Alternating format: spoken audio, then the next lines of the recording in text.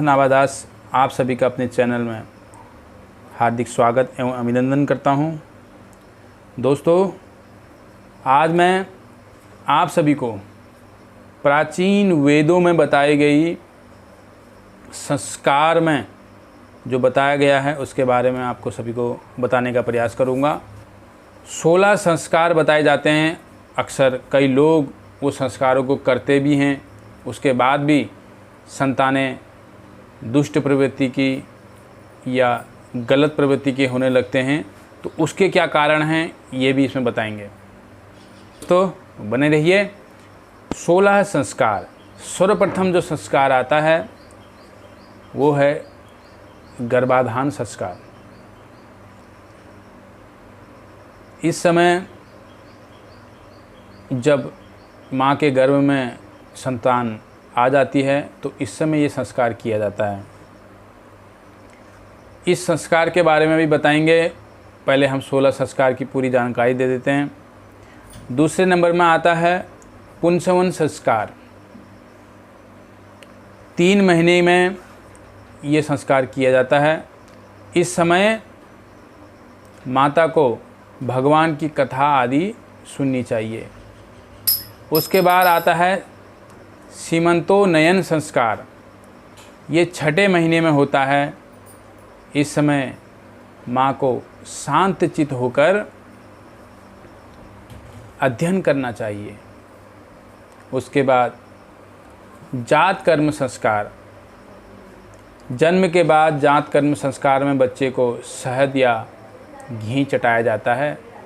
इसे जात कर्म संस्कार कहते हैं, जिससे बच्चे की आयु दीर्घायु होती है, निरोगी होती है। 5वां संस्कार आता है नामकरण संस्कार। उसके बाद आता है निष्क्रमण संस्कार। जन्म के 4थे माह में निष्क्रमण संस्कार किया जाता है। इसका मतलब होता है बाहर निकलना। पिता माता अपने बच्चे को लेकर के मंदिर में जाते हैं, गुरु के पास जाते हैं, आचार्य के पास जाते हैं, जिसमें अपने बच्चे के दीर्घायु जीवन की प्रार्थना करते हैं।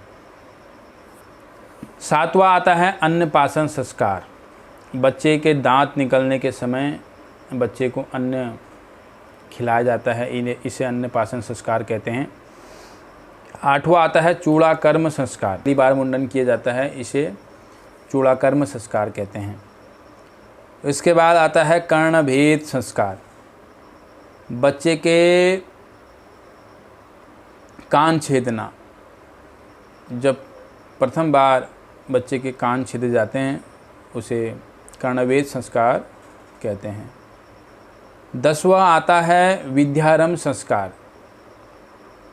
बच्चे को जब हम पहली बार विद्या अध्ययन कराते हैं तो उस समय ये संस्कार मनाया जाता है। 11वां संस्कार आता है यज्ञोपवीत संस्कार, जनेऊ संस्कार भी जिसे कहते हैं। 12वां आता है वेदारंभ संस्कार। इसके अंतर्गत व्यक्ति को वेदों का ज्ञान दिया जाता है। 13वां आता है केशांत संस्कार। केशांत संस्कार होता है जब बच्चे को गुरुकुल भेजा जाता है तो उससे पहले बच्चे का मुंडन किया जाता है, केश उतारे जाते हैं और पूरे विद्यारंभ विद्या के समय बच्चे के केश जो हैं गुरुकुल में बड़े नहीं होने दिए जाते हैं, उन्हें लगातार उतारा जाता है विद्या के समय। 14वां आता है समावर्तन। शिक्षा प्राप्त कर जब बच्चा घर लौट जाता है तो उस समय ये संस्कार मनाया जाता है। 15वां संस्कार आता है विवाह संस्कार। ये सभी लोग मनाते ही हैं, करते ही हैं। और अंतिम जो 16वां संस्कार होता है वो होता है अंतिम संस्कार। ये 16 संस्कार थे। अक्सर कई लोग सभी संस्कार मनाते हैं, कई नहीं मनाते हैं। और कई लोग कहते हैं कि हमारी फिर भी संस्कार करने के बाद भी संतानें अच्छी नहीं हुई, दुष्ट प्रवृत्ति के हुए, चोर बदमाश डाकू हो गए, घर से छोड़ के हमें चले गए, माता पिता को मारते हैं। तो ये सब कारण कहाँ से होते हैं? ये सब जो भी कारण हैं ये कारण शुरुआती गर्भाधान संस्कार से ही शुरू हो जाते हैं, क्योंकि जिस समय हम गर्भधारण कराते हैं उस समय यदि हम कुछ नियम शास्त्रों के ऋषि मुनियों ने जो बताए हैं, संतों ने जो बताए हैं, उन नियमों को पालन नहीं करते हैं, जिस वजह से हमारे संतानें दुष्ट प्रवृत्ति की हो जाती हैं। तो ये गर्भाधान संस्कार क्या है? गर्भाधान संस्कार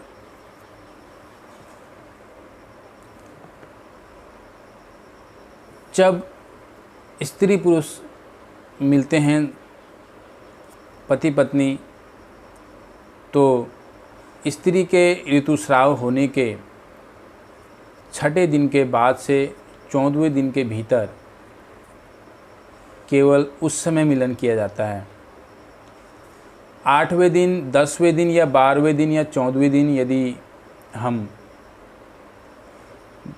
भगवान से प्रार्थना करते हुए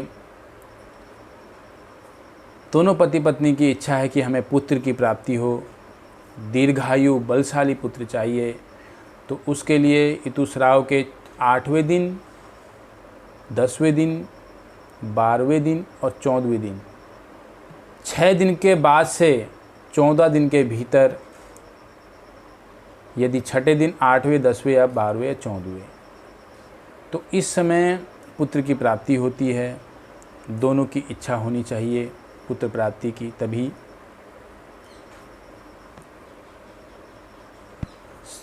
7वें दिन, 9वें दिन, 13वें दिन कन्या की प्राप्ति होती है, ये शास्त्र कह रहे हैं।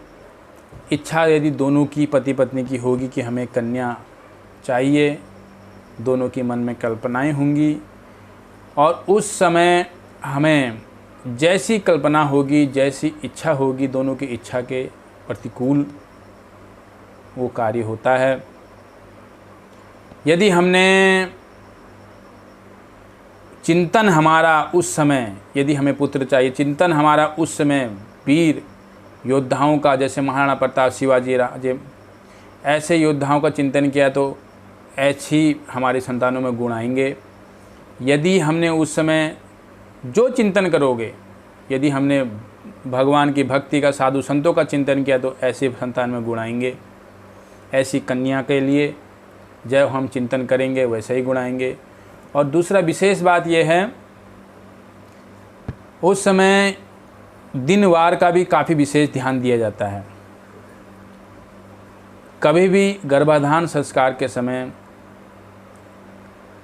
दिन कभी ध्यान दिया जाता है। मंगलवार नहीं होना चाहिए, एकादशी नहीं होनी चाहिए,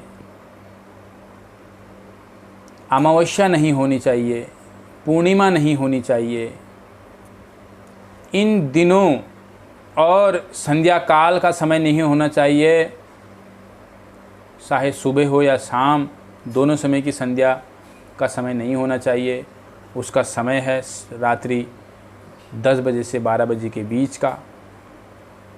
भगवान का चिंतन करते हुए यदि हम इन नियमों का पालन करते हुए गर्भाधान करते हैं तो निश्चित ही उत्तम संतानें आती हैं। ये नियम शास्त्रों के हैं, जो बताए गए हैं शास्त्रों में। यदि हम इसके विपरीत, आज ऐसे लोग दुष्ट प्रकार के बदमाश, चोर, डाकू, आतंकवादी जो आ रहे हैं, ये क्यों आ रहे हैं? क्योंकि इनका कोई समय सीमा नहीं है। ये जानवरों के तरह आज जो संग किया जा रहा है स्त्री पुरुष का, इसके वजह से आज ऐसे लोग संसार में जन्म ले रहे हैं। यदि हम शास्त्रों के, आज ये हमारा सनातन धर्म प्राचीन है, प्राचीन ये धर्म है, इसमें जो बताया गया है, यदि हम इसको नियम को रत्ती मात्र भी यदि हम करेंगे अपने जीवन में प्रयास, तो निश्चित रूप से हमें उसका फल मिलेगा। क्योंकि ये संस्कार बनाए इसलिए हैं कि हम अपने जीवन में उतार कर आने वाले भविष्य को सुधारें। ऐसी संतानें आएं जो स्वर्णिम भविष्य का निर्माण करें। इसीलिए ये संस्कार बनाए गए हैं। आप सभी से भी निवेदन है, यदि कोई नए विवाहित हैं या भी संतान अच्छी उत्तम संतानें चाहते हैं तो इन संस्कारों का ज़रूर पालन करें।